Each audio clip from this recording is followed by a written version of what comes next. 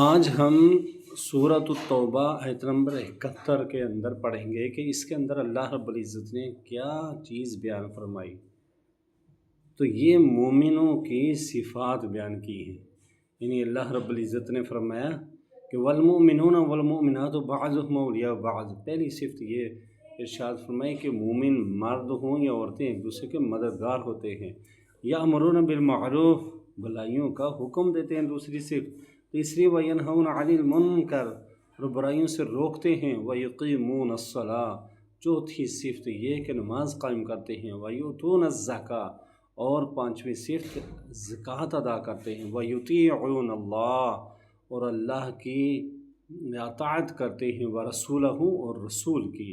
یعنی یہ 6-7 جو صفات ہیں یہ جس کے اندر ہوں، اللہ نے فرمایا اولئک سیرحمہم اللہ، اللہ ان پر ان قریب رحم فرمائے گا، ان اللہ عزیز حکیم، بے شک اللہ غالب حکمت والا ہے۔